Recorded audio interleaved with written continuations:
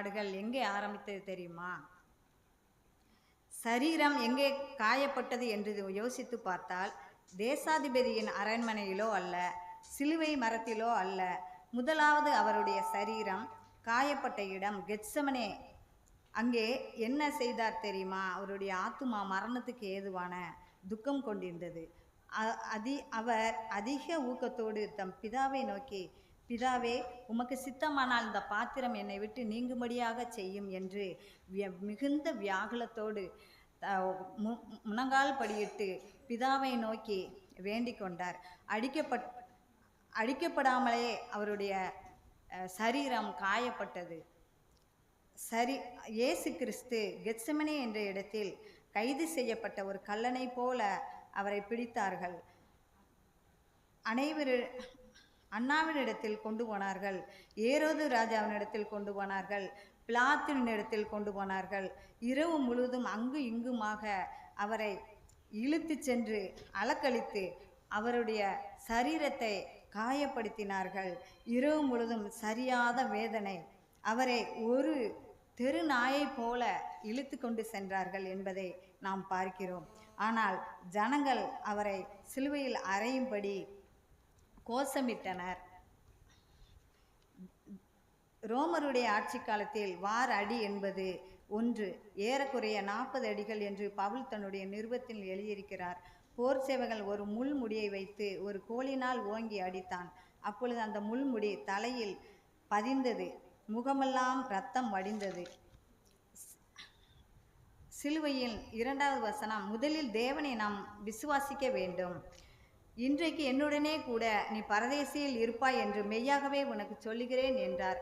கர்த்தராக இயேசு கிறிஸ்து சிலுவையில் அறையப்பட்ட போது அவருடைய வலது பக்கத்தில் ஒருவனும் இடது பக்கத்தில் ஒரு கள்ளனும் ஒருவருமான 2 கள்ளர்கள் சிலுவையில் அறையப்பட்டார்கள். அப்பொழுது அந்த 2 கள்ளர்கள் இயேசுவை நிந்தித்தார்கள் என்று பரிசுத்த வேதாகமும் கூறுகிறது. ஆனால் கொஞ்ச நேரம் கழித்து, பிதாவே, இவர்களுக்கு மன்னியும், தாங்கள் செய்கிறது இன்னதென்று அறியார்கள் என்று கர்த்தராகிய இயேசு கிறிஸ்து சொன்ன வார்த்தை அந்த கள்ளனுடைய காதில் பட்டது. பிதாவே, இவர்களை மன்னியும் என்று சொன்னார். மன்னியும் என்று சொல்கிறார். கர்த்தராகிய இயேசு கிறிஸ்து பரியாசம் பண்ணி கொண்டிருந்த 2 கள்ளர்கள் இருந்தார்கள். ஒருத்தன் பரியாசம் பண்ணி கொண்டு இருந்தான் இயேசுவை. திடீரென்று பரியாசம் பண்ணி கொண்டிருந்த இயேசுவை நிறுத்தினான். பரியாசம் பண்ணுவதை நிறுத்தினான். பக்கத்தில் உள்ள கள்ளனை, நாமோ நியாயப்படி தண்டிக்கப்படுகிறோம், நாம் நடப்பிக்க தக்க பலனை அடைகிறோம், இவரோ தகாதொன்றும் செய்ய நடப்பிக்கவில்லையே என்று அவரை நிந்திப்பதை நிறுத்தினான். பாருங்கள், தன்னை நிந்திக்கிற துன்பப்படுத்துகிறவர்களை மன்னிக்கிற இவர் சாதாரண ஒரு மனிதன் அல்ல என்பதை புரிந்து கொண்டான். தான் ஒரு பாவி என்பதை புரிந்து கொண்டான். காரணம், கர்த்தராகிய இயேசு கிறிஸ்து சொன்ன முதல் வார்த்தையை அவனுக்கு ஞாபகம் வந்திருக்கலாம். இவர் ஒரு பரிசுத்தர் என்று அவன் விசுவாசித்தான்.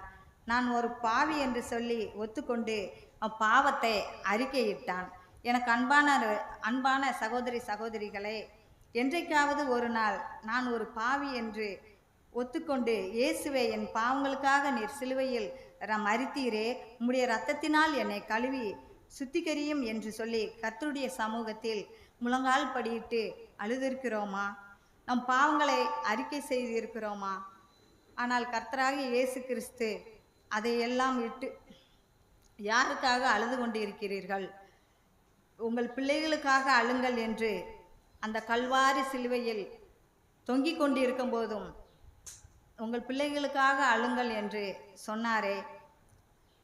நம்முடைய பாவங்களுக்காக நம் தேவ சமூகத்தில் அழுக வேண்டும். என்னுடைய பாவம்தான் இயேசு கிறிஸ்துவை சிலுவைக்குள் கொண்டு சென்றது. என்னுடைய கோபம், என்னுடைய எரிச்சல், என்னுடைய பொறுமை, பாவ சுவாபம் தானே அவரை சிலுவையில் அறைந்தது என்பதை நாம் நினைக்க வேண்டும். இயேசு என்னை மன்னியும் என்று சொல்லி நமக்காக, நம்முடைய பாவங்களுக்காக நாம் அவருடைய சமூகத்தில் என்றைக்காவது அழுது ஜெபிக்கிறோமா? கர்த்தராக இயேசு கிறிஸ்து ஒருவரே நம்மை இரட்சிக்கிறவர் என்றும் அவர் ஒருவரே நம்முடைய பாவங்களை மன்னிக்கிறவர் என்றும் நமக்கு தெரியும். அன்றைக்கு அந்த கள்ளன் ஒரே ஒரு நாள் இயேசு கிறிஸ்துவின் சிலுவையை நோக்கி பார்த்தான். தன் பாவத்தை ஒத்துக்கொண்டான், அதை அறிக்கையிட்டான், விலையேறப்பெற்ற பெரிய ஒரு பரலோக பாக்கியத்தை பெற்றுக்கொண்டான். கள்ளன் சொன்ன வார்த்தை, ஆண்டவராகிய நீர் உம்முடைய ராஜ்யத்தில் வரும்போது அடியேனை நினைத்தருளும் என்று கூறினான். அவனோடு தொங்கிக் கொண்டிருந்த இயேசு கிறிஸ்துவை ஆண்டவர் என்பதை அறிந்து கொண்டான், அறிந்து விசுவாசித்தான். அந்த வழியாய் நடந்து போகிறவர்கள் கூட தேவாலயத்தை இடித்து 3 நாளைக்குள்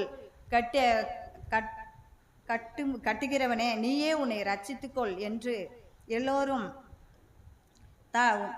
தேவனுடைய குமாரனாகிய சிலுவையிலிருந்து இறங்கி வா என்று அவரை தூஷித்தார்கள். வேதபாரகரும் பிரதான ஆசாரியரும் மூப்பரும் அவரை பரியாசம் பண்ணினார்கள். ஆபிரகாமுடைய விசுவாசத்தை காட்டிலும் கள்ளனுடைய விசுவாசம் மிகவும் பெரியதாக இருந்தது.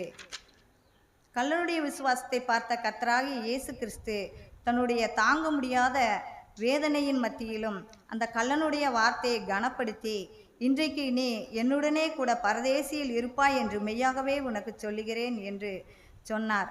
பரதேசியில் இருக்கக்கூடிய மாபெரும் பாக்கியத்தை அவனுக்கு கொடுத்தார். உங்களுக்கு அற்புதம் நடக்க வேண்டும் என்றால் முதலாவது கர்த்தராகிய இயேசு கிறிஸ்துவை விசுவாசிக்க வேண்டும். அவரை விசுவாசித்து உங்களை உள்ளத்தில் ஏற்றுக்கொள்ள வேண்டும்.